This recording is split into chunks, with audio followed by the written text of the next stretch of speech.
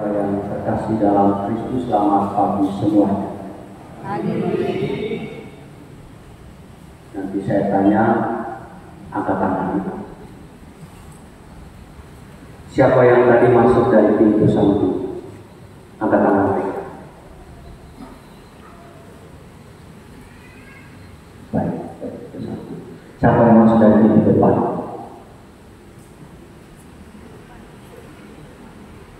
Siapa yang masuk dari pintu samping sebelah sini? Satu orang. Siapa yang masuk dari dua pintu belakang? Saya. Dari sini saya. Bapak Ibu, keluarga yang terkasih, nanti jalan menuju surga yang disebut Yesus, jalan menuju keselamatan itu hanya ada satu pintu. Tidak ada lagi lewat samping. Tidak ada lagi lewat samping sebelah sana atau di belakang. Semuanya harus berjuang lewat pintu depan. Dan tidak ada istilah orang dalam. Harus masing-masing orang berjuang sendiri.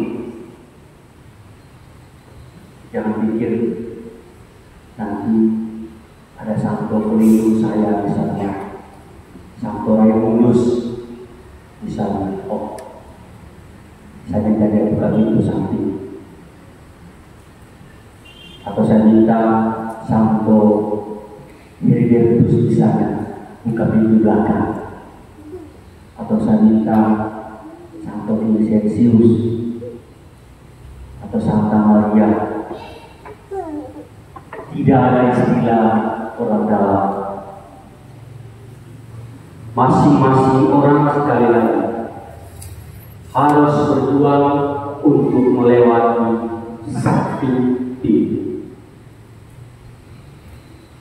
Maka Yesus hari ini dalam bacaan Injil menegaskan kepada kita semua, berjuanglah melalui pintu yang sempit.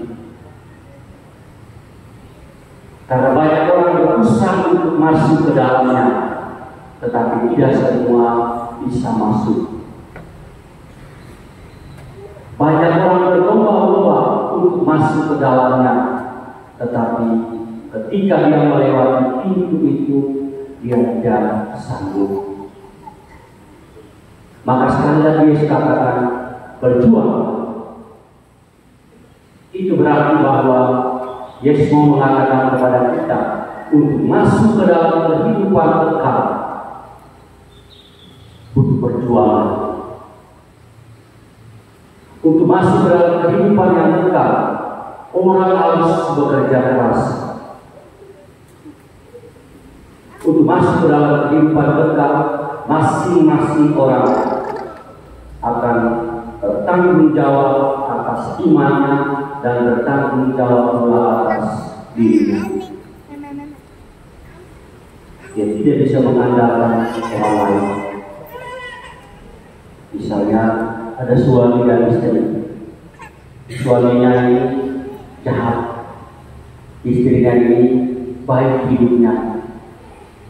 Lalu dia berpikir, amanah, dan istri saya masuk, saya cepat-cepat itu di belakang dia.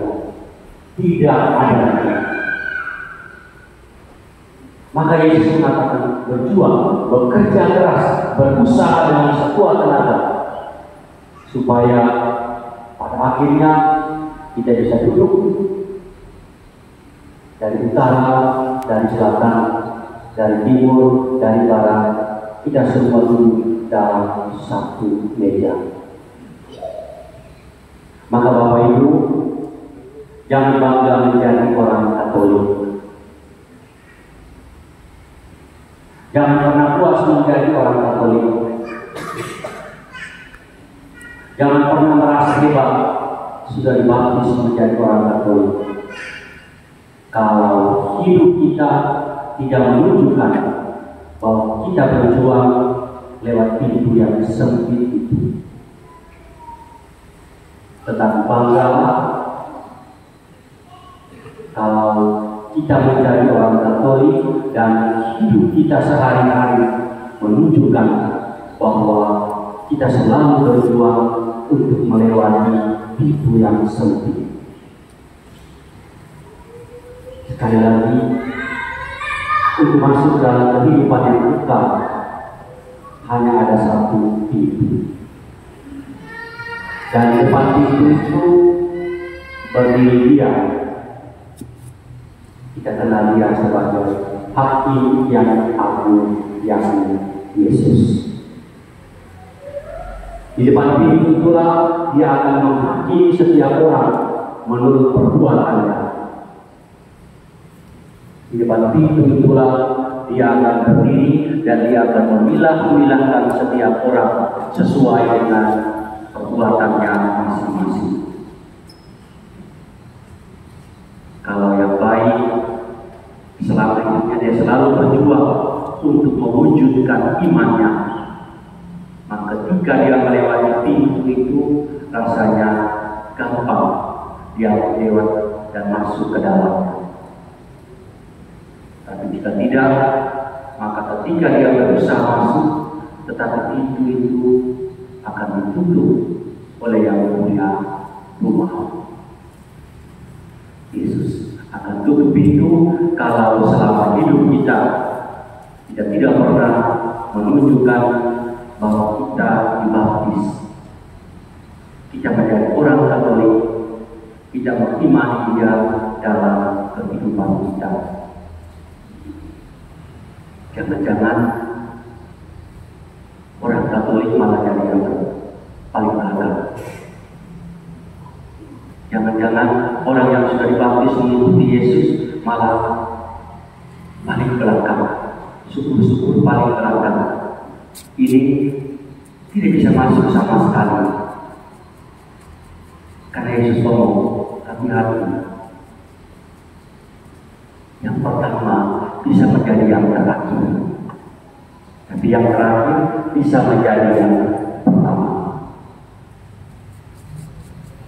Maka jangan pernah bangga menjadi orang Katolik, jangan pernah bangga dibaptis dalam gereja Katolik, tetapi banggalah bahwa kita dibaptis dalam gereja Katolik, kita dibaptis untuk mengimani Kristus dan hidup kita menunjukkan bahwa kita menghidupi Kristus itu di dalam diri kita. Bukan hanya sekedar kata-kata, bukan juga hanya sekedar omong-omong, tetapi harus kita buktikan, kita tunjukkan dalam kehidupan kita sehari-hari. Maka Yesus katakan dalam bacaan kedua lewat surat kepada orang Ibrani, tidak gampang. Kadang-kadang butuh perjuangan yang lebih. Kadang-kadang kita tidak sanggup.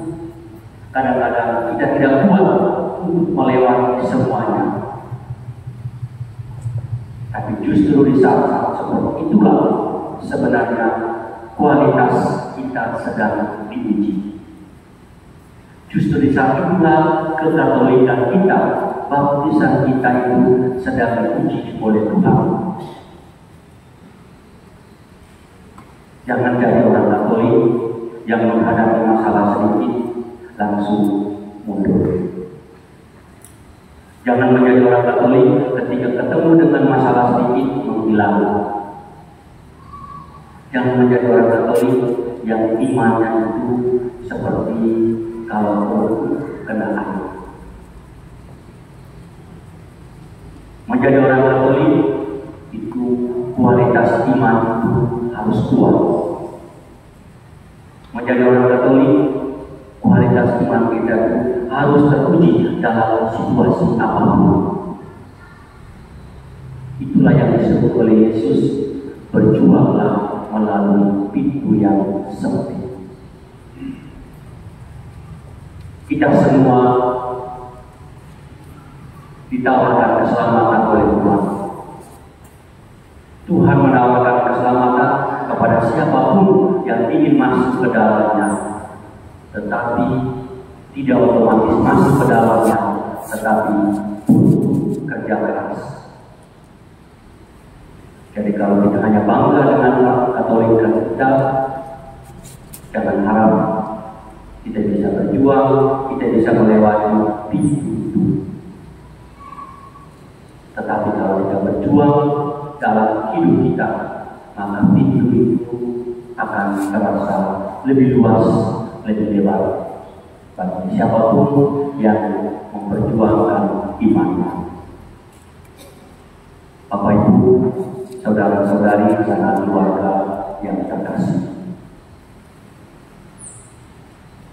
kita punya tugas dan tanggung jawab. Walaupun keselamatan itu urusan kita masing-masing, tetapi kita juga punya kewajiban untuk membawa sesama kita juga supaya bisa melewati pintu yang sempit. Jangan egois mau selamat sendirian. Jangan egois maunya hanya kita sendiri yang selamat. Kita juga butuh supaya membawa sesama yang ada di sekitar kita untuk selamat. Supaya pada waktunya kita bisa berkumpul bersama-sama, duduk semeja dengan Tuhan di dalam kerajaan Allah. Mari kita berjuang lewat pintu yang sempit. Tuhan memberkati kita sekarang dan selamanya. Amin.